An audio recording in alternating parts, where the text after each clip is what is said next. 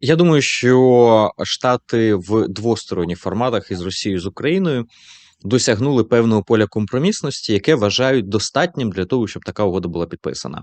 І Україна і Росія можуть розцінювати це як недостатнє і недомовленість. А Штати, вже співставляючи два варіанти, вони кажуть: ні, ми вже бачимо, як це можна одружити між собою, і відповідно це буде. Для мене це свідчить про інше, що Штати знайшли там точку свого інтересу і будуть її продавлювати.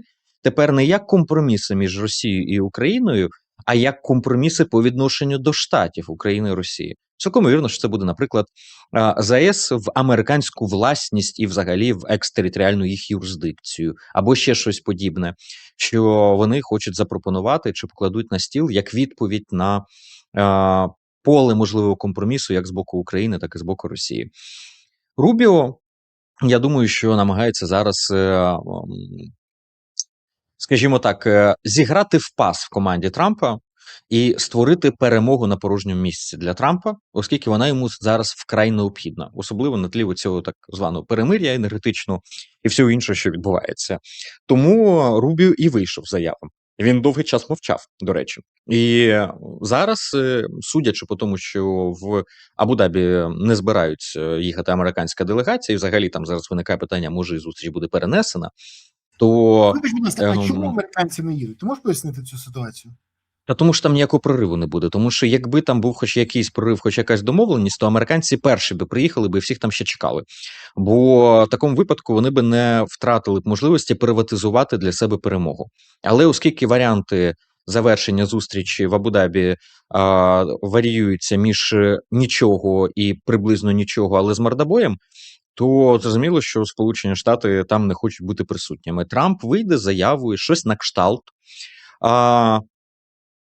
Трапилася феноменальна річ. Я досягнув величного успіху, якого ніколи не бачили. Вони не готові були сідати за стіл говорити. Да, вони бачити один одного не могли. А тепер вони зустрічаються вдвох, самі спілкуються. Минулий раз взагалі вечеряли разом. Ми досягнули того, що вони тепер готові і здатні спілкуватися. А от скористаються вони цим шансом, який я їм подарував милосердно, чи не скористаються, це вже залежить від них. Якщо хочуть, домовляться, а якщо не хочуть продовжити війну, хай продовжують, але без нас ми зробили і так більше, ніж мали зробити. Це Байден нас стягнув цю війну, це не моя війна, це взагалі війна Байдена, Путіна, Зеленського, а ми тут от займаємося своїми справами. Щось приблизно таке скаже. І я думаю, що під це, власне, і влаштована зараз вся ця історія. Бо Рубіо, який заявляє, що залишилось лише територіальне питання, це називається, це їх відповідальність, вони мають про територію домовитись. Ми все, що могли, ми зробили.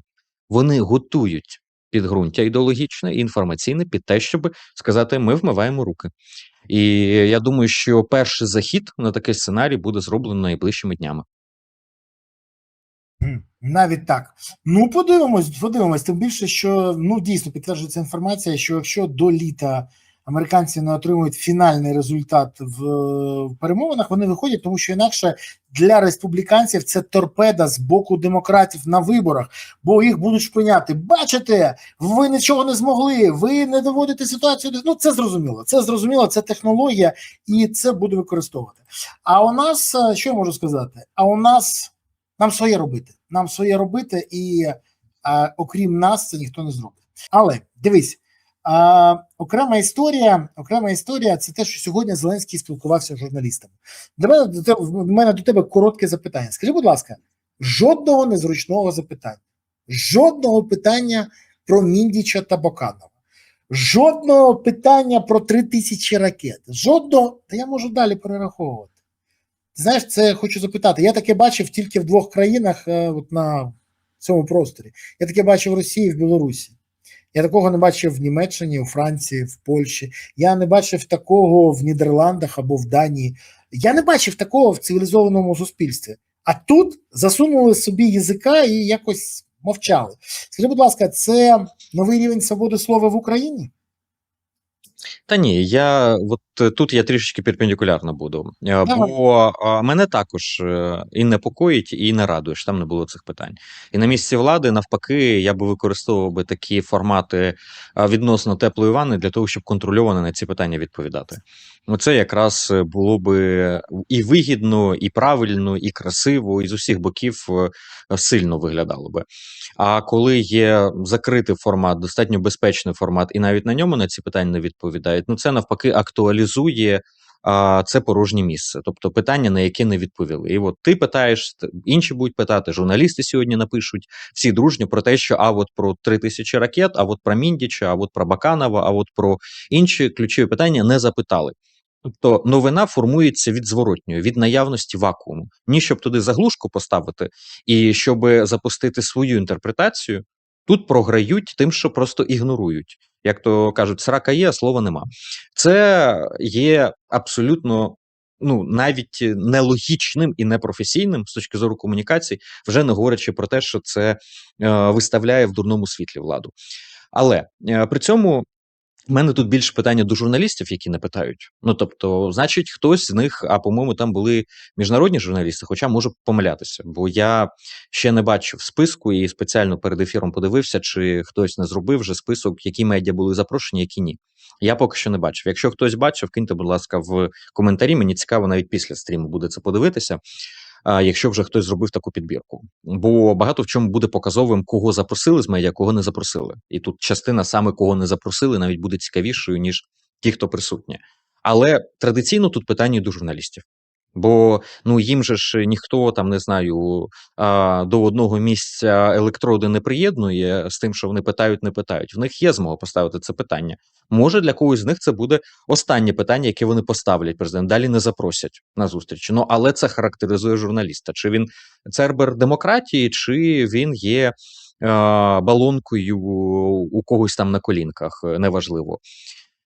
Але є третій момент ще. Чому порівнювати некоректно ані там з Росією, ані з Німеччиною? Бо, по-перше, Росія, Білорусь і далі по списку можна взагалі Бердимухамедова чи кого там згадати різних персонажів екзотичних. Це країни тоталітарно-авторитарного режиму. Там взагалі просто немає журналістів. Ну, тобто там запрошують штатних пропагандистів. В нашому ж випадку там були журналісти. Ну, принаймні, значна частина з тих, хто там, все ж таки це журналісти. Хоча Наталка окремі з них Мосійчук, це можливі журналіст? пропагандисти. Наталка Мосійчук, Ні. це журналістка? Ні, це не журналістика, ну ми з тобою це чудово розуміємо. Але І ні. бачиш, я хочу тобі пояснити. Ти бачиш, от ситуація в чому? Вони запрошують зручних. Вибач, ну давай відверто. Вони запрошують зручних, і для тебе не є Само таємницею, собою, що ну. офіс президента обговорює ці питання не задавати. Якщо хочете, Само щоб вас собою. відповіли ще раз. Я ж чому і сказав, для журналіста питання може стати останнім, і він більше не зможе. Але це також ситуація, в якій можна хайпанути. Це також ситуація, в якій можна одним питанням собі забезпечити на ще довгий час свою репутацію. І чому я й оговорився одразу, що журналістів більшість, сказав журналістів, потім оговорився, що очевидно не всіх, бо там можуть бути ще і пропагандисти, в принципі. Але те, що там є журналісти серед, в мене немає жодного сумніву, і те, що вони там не меншість, а навіть більшість. А в випадку Росії чи там Таджикистану чи інших якихось специфічних випадків там не буде журналістів. Верніше, Туркменістану, перепрошую. В Таджикистані якраз там все більш-менш нормально. І тому перший момент з цими тоталітарними, авторитарними режимами порівнювати некоректно. Тепер про демократію. Демократії воєнного часу і невоєнного часу також порівнювати некоректно, тому що значна частина, в тому числі західних журналістів, потрапляючи на інтерв'ю, беручи зараз або комунікуючи тощо з нашими політиками, вони також вмикають режим самоцензури, який би вони вмикали би і в себе в країнах, якби там була війна. І це не питання наявності свободи слова чи відсутності свободи слова, але це наявності здорового глузду в умовах війни, того, що не все можуть сказати, не на все можуть відповісти, а певна інформація може бути використана ворогом проти. Через це є поняття воєнної цензури. І питання в тому, що просто межі воєнності в нас не регламентовані, на відміну від багатьох країн, які в умовах війни вводять режим цензури. Ізраїль, наприклад, воєнна цензура, а політичне життя відбувається без цензури. Британія, де вводилась цензура і на політичне життя, тому що це 20 століття було, і тому що це монархія. Але коли ці межі розмиті, і в нас їх неможливо регламентувати, одразу відповім на це. Бо в нас саме поняття цензури є категорично негативним, і в нас ще, коли Конституція приймалась після розвалу Радянського Союзу, прямо заборонили будь-які види цензури. Тобто в нас вона є взагалі незаконною. І в такому випадку з'являється елемент самоцензури, який притаманний будь-якій здоровій людині в умовах війни, коли вона розуміє, що заради хайпу можна щось опублікувати, і це буде правдою, і це буде правильним журналістським кроком, але від цього можна розсекретити воєнну операцію, наприклад, яка відбувається, або спалити місце знаходження певного підприємства, і викриваючи, наприклад, корупціонера. Але так викрити корупціонера, що в результаті прилетить ракета туди, де щось виробляється з корупцією, але виробляється. Тож певний елемент самоцензури він завжди буде присутній.